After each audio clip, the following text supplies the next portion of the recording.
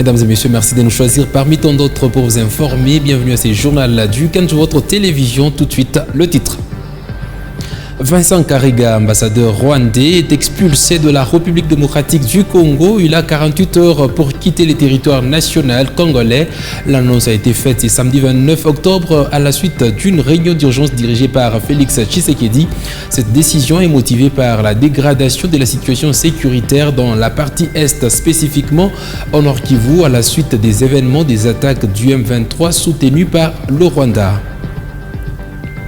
Et puis face à la menace du M23 avec son avancée sur terrain, la société civile du Nord Kivu entame dès ce dimanche des actions de grande envergure jusqu'à arriver à chasser les terroristes du M23. Des manifestations de rue ont été annoncées pour ce dimanche par le président de la société civile, coordination provinciale. Et puis la semaine du 24 au 30 octobre, l'évêque du diocèse de Kolwezi poursuit la tournée dans les différentes écoles catholiques de son diocèse. Richard Kazadi n'a pas arrêté d'appeler les élèves à contribuer pour la construction des différentes écoles dans le monde à travers l'œuvre pontificale missionnaire. Teddy Dizamba nous en parlait tout de suite dans ce journal.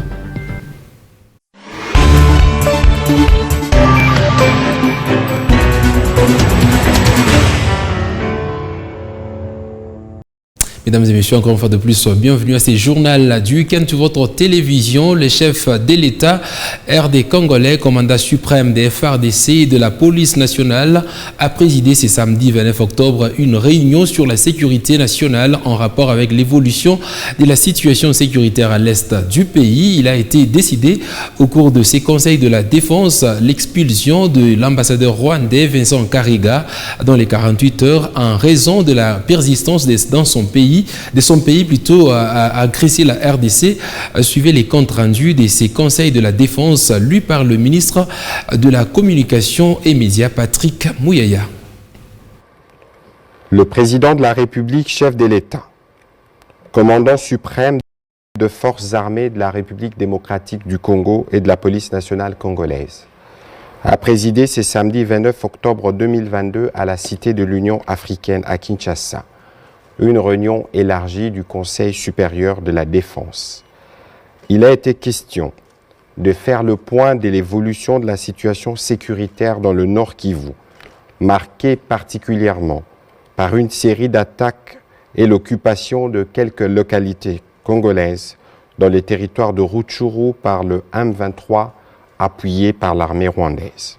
Le Conseil supérieur de la défense a rappelé que cette offensive du M23, appuyée par l'armée rwandaise, vient de porter un énième coup au processus de paix de Nairobi et de Luanda engagé depuis plusieurs mois. Cette aventure criminelle et terroriste a rencontré une farouche résistance de forces armées de la République démocratique du Congo, déterminées à défendre la patrie jusqu'au sacrifice suprême. Ces affrontements ont provoqué un déplacement massif de plusieurs milliers de nos compatriotes, rendant encore plus difficile une situation humanitaire déjà préoccupante. Au regard de faits qui précèdent, les conseils supérieurs de la défense demandent au gouvernement 1. D'expulser dans les 48 heures suivant sa notification M. Vincent Karega, ambassadeur plénipotentiaire du Rwanda en poste en République démocratique du Congo. Et ce, en raison d'une part de la persistance de son pays à agresser la RDC et à appuyer les mouvements terroristes du M23 qu'il instrumentalise à cette fin, et d'autre part du mépris teinté d'arrogance des autorités rwandaises vis-à-vis tant du processus de Nairobi et de Luanda que des recommandations de la communauté internationale, plus précisément des Nations Unies, de l'Union africaine.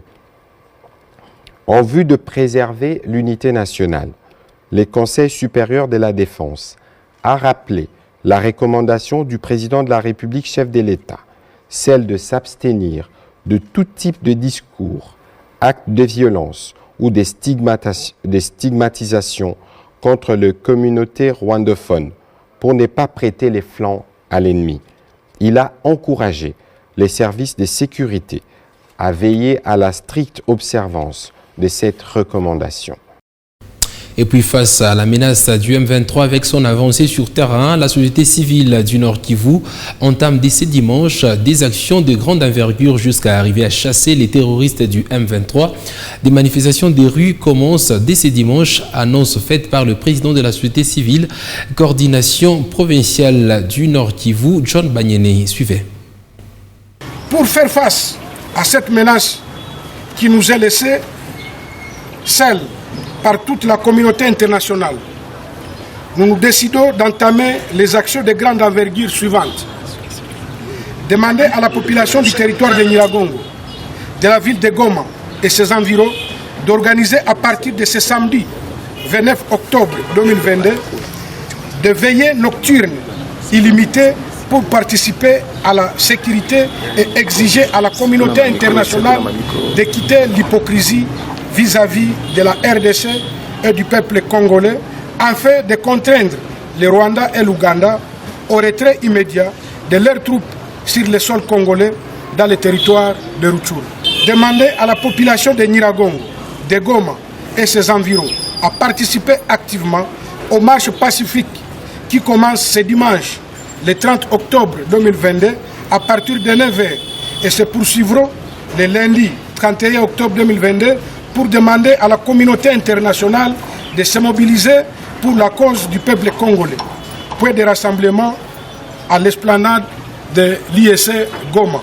Demander à tous les patriotes résistants congolais à se mobiliser massivement pour aller combattre, pour sauver la patrie en application de l'article 63 de la Constitution de notre pays. Demander à la population de ne pas attendre la mort à la maison et de soutenir sans relâche nos FRDC. Demander au gouvernement de couper les relations diplomatiques improductives avec les Rwandais en expulsant sans délai son ambassadeur Vesa Karega de la République démocratique du Congo. Nous demandons à tous les compatriotes de toutes les provinces de la République démocratique du Congo et de la diaspora à se mobiliser pour organiser des manifestations et afin de réveiller la communauté internationale de son ambiguïté devant l'essor des Congolais qui périssent depuis plus de 30 ans. Et puis la société des télédistributions Star Times est le 4e télédistributeur à s'ajouter sur la liste des signataires du protocole d'accord sur la redevance audiovisuelle en RDC. Ceci après plusieurs temps de pourparlers entre cette société chinoise et la RTNC sous l'égide du ministre de Communication et Médias représentant le gouvernement congolais. La signature de ces protocoles d'accord s'est déroulée vendredi au cabinet du ministre de la Communication et Médias sous la supervision du directeur de cabinet du ministre Patrick Mouyaya. Le représentant de Star Times s'est dit heureux d'avoir enfin signé ces protocoles d'accord qui, selon lui, symbolisent l'existence de cette société ici en République démocratique du Congo. Regardez. Dans la salle de la réunion du ministère de la Communication et Médias, Star Times et la RTNC signent le protocole d'accord sur la redevance audiovisuelle sous la direction du directeur de cabinet du ministre Patrick Mouyaya. Dans son argumentaire, Maître Nicoli Anza remercie six partenaires qui ont témoigné leur bonne foi pour un aboutissement heureux de cet accord, tout en demandant à ceux qui n'ont pas encore apposé leur signature d'emboîter le pas. Ceux qui ne se sont pas encore pliés à l'exercice, nous les attendons. Je l'ai dit dernièrement et le ministre nous a instruit que nous ferons respecter la dureté de la loi. Pour le directeur de marketing de Star Times, le vendredi 28 octobre 2022 restera gravé dans l'histoire. C'est un jour exceptionnel dans le cadre du partenariat entre la RTNC et Star Times. Prenant la parole, le directeur général AI de la RTNC martèle que la signature de ces protocoles d'accord témoigne l'engagement du ministre de la Communication et Médias, porte-parole du gouvernement, pour faire appliquer la loi sur la redevance audiovisuelle. Merci au ministre de la Communication et Médias parce qu'il a prouvé qu'il est vraiment impliqué sur tous les projets et qui permettront à la RTNC de progresser. Une cérémonie qui intervient une semaine après la signature du protocole d'accord entre la RTNC et 3 télédistributeurs au sujet de la redevance audiovisuelle.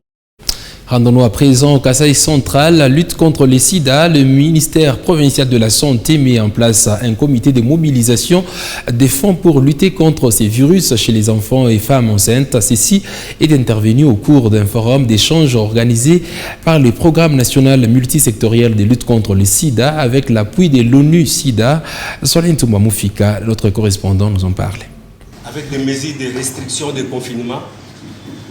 Selon Jean-Carré Machimba, coordonnateur provincial du programme national multisectoriel de lutte contre le sida, cette rencontre avait pour but de créer la mobilisation de toutes les parties prenantes dans la lutte contre le sida au Kasaï central. Et qu'attend-il de tous les participants à ce forum?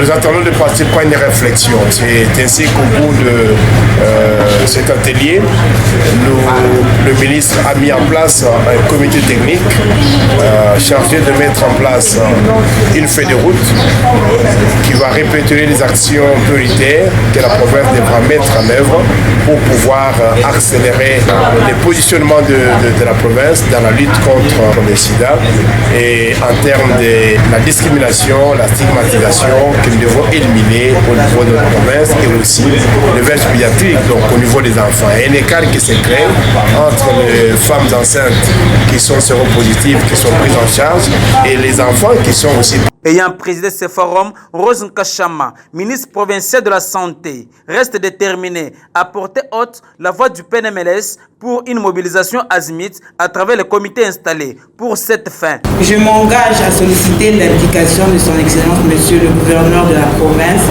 pour la signature d'une lettre d'engagement de la province à ces deux initiatives. C'est ainsi que je mets en place le comité technique qui est constitué des programmes nationaux représentés ici en province.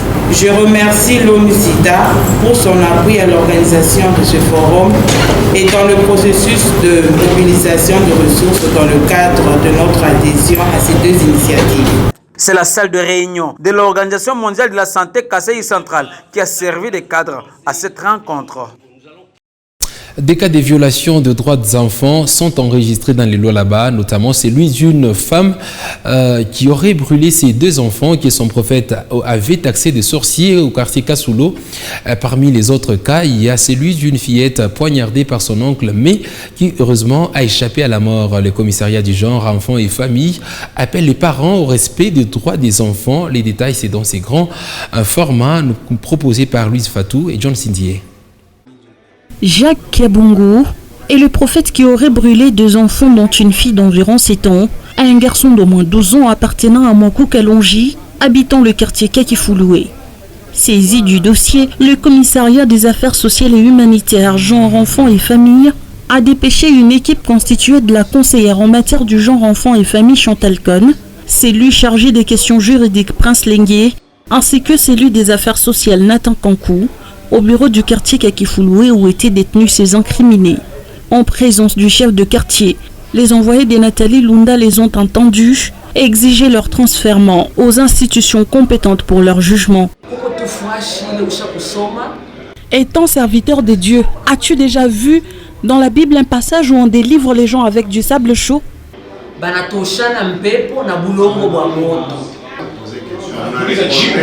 Reconnais-tu que cet acte est punissable devant la loi? Après cet échange, l'équipe s'est rendue au centre de santé d'Immersia de Kakifouloué, où un autre cas de violation des droits des enfants a été signalé. Ici, une fillette d'environ 5 ans a été poignardée par son oncle à Samukinda.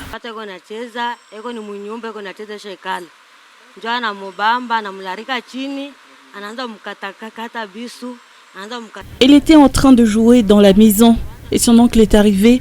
Il l'a couchée par terre et a commencé à lui poignarder. Et après, elle a pris fuite. Les gens sont venus et ont trouvé l'enfant à terre en train de pleurer.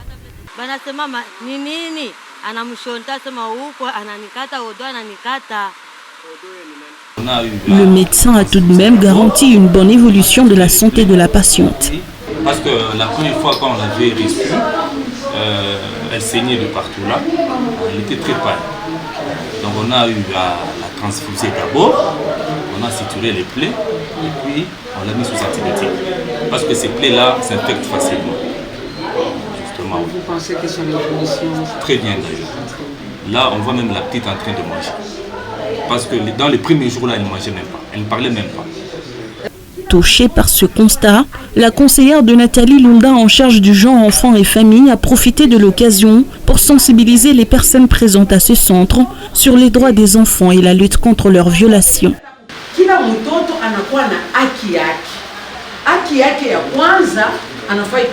Chaque enfant a ses droits, notamment avoir un nom, aller à l'école, il a droit à la protection, il doit bien manger, il doit avoir un bon endroit où dormir.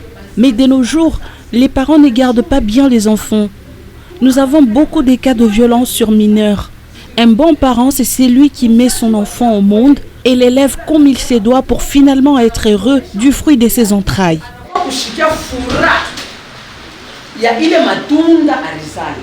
De là, la commission s'est rendue au domicile des enfants brûlés qu'elle a acheminé à l'hôpital général de référence Mongéji pour des soins appropriés.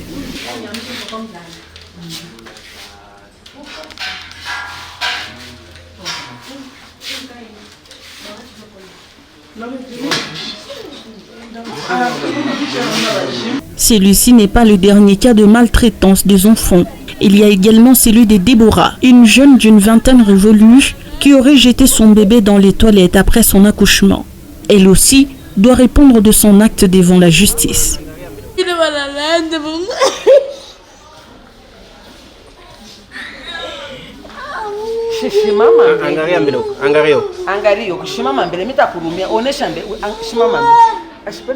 Après l'acheminement du nouveau-né à l'hôpital, 5 jours ont suffi pour que la génitrice soit retrouvée. Visiblement, le bébé se porte à merveille. Suite à ces cas de violation à répétition, les commissariats des affaires sociales et humanitaires, genre enfants et familles, a tiré la sonnette d'alarme afin que les parents assument leurs responsabilités vis-à-vis de leurs enfants. Une triste réalité. Poursuivons ces journaux. La poursuite la semaine du 24 au 30 octobre de la tournée de l'évêque de Kolwezi dans les écoles catholiques de son diocèse. Richard Kazadi n'a pas arrêté d'appeler les élèves à contribuer pour la construction des différentes écoles dans le monde à travers l'œuvre pontificale missionnaire. Teddy Dizamba et Emmanuel Katende pour le reportage.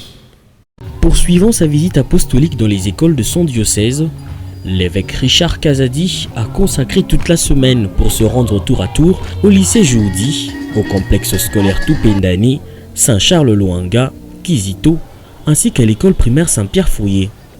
Le prélat catholique a communié avec ses filles et fils de son diocèse à travers des célébrations eucharistiques. Une joie pour tous ces écoliers de communier avec le patron du diocèse de Kolwezi.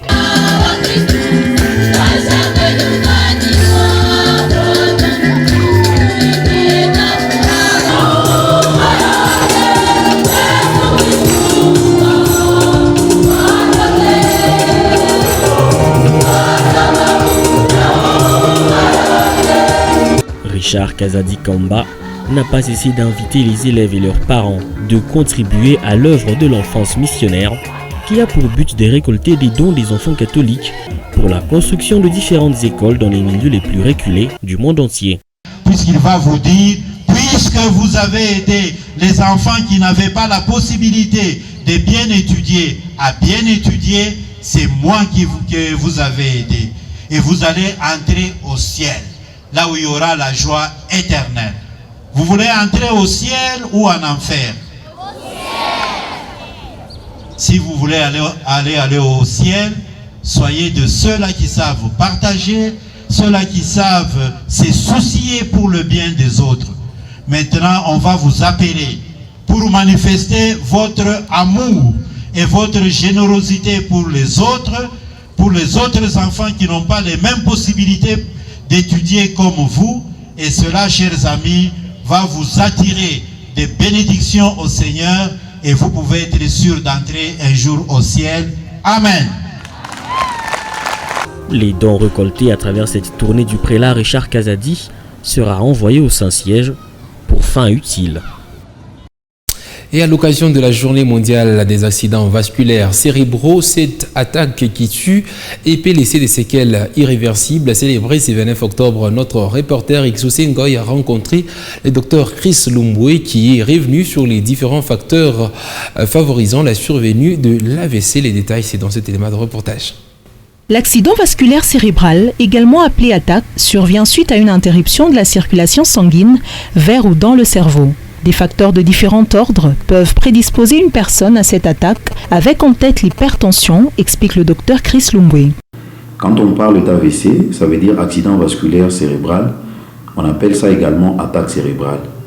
Ça survient lorsque un vaisseau dans le cerveau est obstrué par un caillot de sang ou lorsque un vaisseau dans le cerveau s'est rupturé et cela crée une hémorragie dans le cerveau. Des facteurs qui exposent les individus à faire les accidents vasculaires cérébraux. Avec en tête, nous avons l'hypertension artérielle. Il y a le tabagisme, il y a l'obésité abdominale qui augmente le risque à plus de 36%. Il y a une alimentation non équilibrée, la sédentarité, le manque d'activité physique, la consommation d'alcool, qui augmente aussi le risque d'abord d'hypertension, ensuite aussi d'AVC. Le réflexe FAST est la méthode qui sera utilisée pour reconnaître les signes de l'AVC, a-t-il renchéri.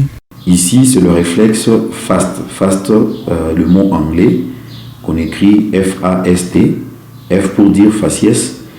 Le A, c'est arm, qui désigne le membre supérieur, donc le bras. Et, le S, c'est le speech, c'est par rapport au langage. Et le T, c'est le temps par rapport à l'urgence, puisqu'il faudra savoir que chaque minute passée a une valeur primordiale dans le pronostic vital et fonctionnel. Généralement, l'AVC survient vers 70 ans d'âge, n'excluant pas les personnes moins âgées, même les enfants, mais à un faible pourcentage. À cette même occasion, ces professionnels de la santé ont martelé sur le caractère urgent de la prise en charge de l'AVC, les traitements et selon qu'il s'agit de l'AVC ischémique ou hémorragique. Il est au micro d'Exaucé Ngoy une fois de plus. Il y a deux grands groupes d'AVC. Il y a les AVC hémorragiques. Qui dit AVC hémorragique dit qu'au niveau du cerveau, il y a un vaisseau qui saigne. Et le saignement peut être au niveau des enveloppes du cerveau. On parle d'hémorragie méningée qui représente 5% des AVC et l'hémorragie intracérébrale qui représente 15% des AVC. Il y a aussi AVC lorsque un des vaisseaux est obstrué, c'est-à-dire il ne laisse pas passer le sang qui doit irriguer normalement un territoire du cerveau. Et à ce moment-là, on parle d'AVC ischémique. Donc il y a un caillot de sang qui a déjà bouché un vaisseau. Et même le traitement, voilà pourquoi il faut aussi une imagerie d'appoint telle que le scanner ou un IRM qui permet directement de faire cet examen chez un malade qui a présenté un AVC, puisque le traitement il est différent selon qu'il s'agit d'un AVC hémorragique ou d'un AVC ischémique. Quand il s'agit d'un AVC ischémique, le traitement en urgence serait de réperméabiliser le vaisseau qui était obstrué pour que les cellules puissent récupérer. Et une minute de traitement nous permet de récupérer plus de 2 millions de neurones déjà au niveau du cerveau. Par contre, quand il s'agit d'un AVC hémorragique, bien qu'il ait déjà un pronostic plus sévère que les AVC ischémiques, à ce moment-là, il faudra intervenir pour boucher cette brèche qui est en train de saigner. Et au-delà de ce traitement en urgence, il existe aussi le traitement de rééducation qui permet de récupérer les malades après un AVC. Et généralement, aujourd'hui, on conseille d'aller jusqu'au-delà de 6 mois pour essayer de retrouver une certaine autonomie chez les malades, parce que l'AVC constitue un vrai problème de santé, pas seulement pour le malade, mais également aussi pour la famille, puisque deux fois, le malade sera obligé d'avoir toujours une assistance parce que lui-même ne saurait plus être autonome. Entreprises CIC sont montées au créneau. C'est samedi 29 octobre 2022. Ces hommes et femmes réclament de leur employeur 7 ans d'arriérés des salaires. Ces agents de surface démontrent également l'implication des autorités compétentes pour qu'ils recouvrent leurs droits. Les détails, c'est dans ce récit de Exaucé Ngoy et John Sindié. Tunatumika na René pendant 7 ans et demi. dans 7 ans et demi. C'est pendant ces temps que nous avons travaillé pour M. René sans être payés.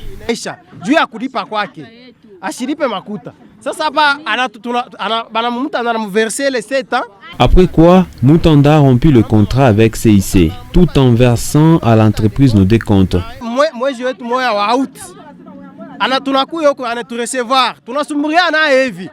Malheureusement que des promesses sur promesses alors que nous avons travaillé dur.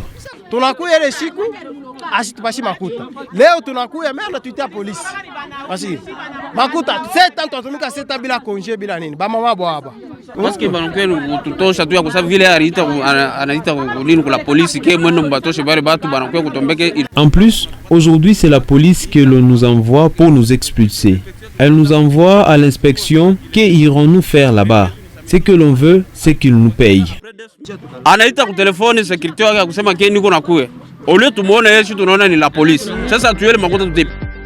C'était un propos recueilli par Exosengo et John Cindy, voilà qui met un terme à cette édition du journal du Kent sur votre télévision. Mesdames et messieurs, merci à vous de l'avoir suivi. Regardez, restez sur nos antennes car la suite de nos programmes est pour votre réel plaisir.